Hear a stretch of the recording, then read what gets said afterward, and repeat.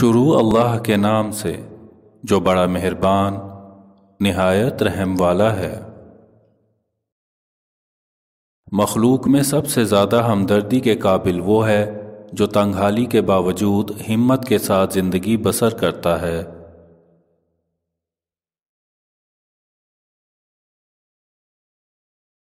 لوگوں کے ساتھ ترش روئی سے پیش آنا لوگوں کو دشمن بنا لیتا ہے، اور بہت زیادہ خندہ پیشانی برے ہم نشینوں کی حوصلہ افزائی کرتی ہے۔ لہٰذا ترش روئی اور بہت خندہ پیشانی کے درمیان معتدل راہ اختیار کرو۔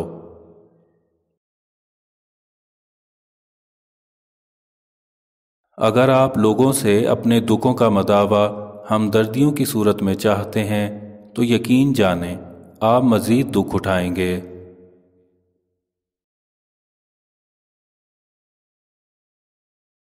شیر کو کوئی فرق نہیں پڑتا کہ ایک گیدڑ کیا سوچتا ہے۔ اللہ نے کسی کو بیکار پیدا نہیں کیا، خود پہ بھروسہ کرنا سیکھو۔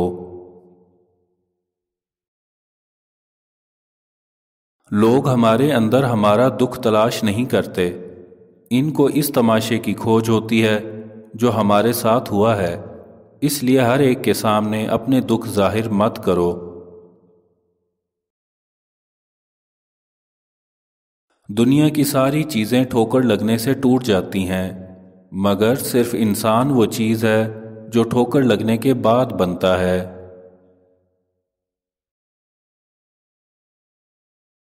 قسمت پہیے کے چکر کی مانند گھومتی ہے، جو کبھی اوپر جاتا ہے اور کبھی نیچے آتا ہے۔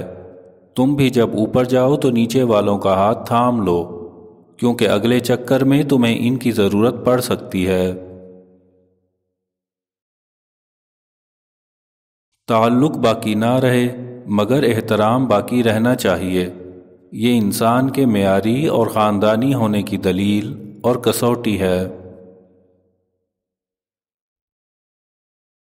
معزز ترین آدمی کی پہچان یہ ہے کہ اس کے دل میں ہر ایک کے لیے محبت ہوتی ہے، اور وہ آسانی سے کسی دوسرے کے ساتھ دشمنی پر آمادہ نہیں ہوتا۔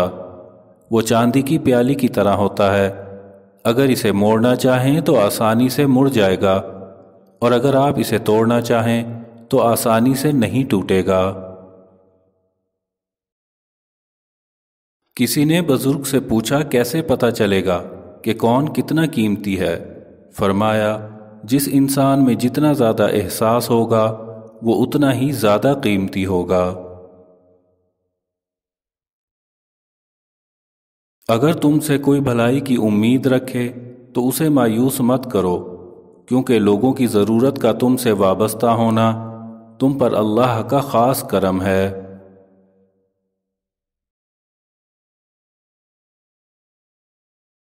برائے مہربانی چینل کو لازمی سبسکرائب کیجیے گا۔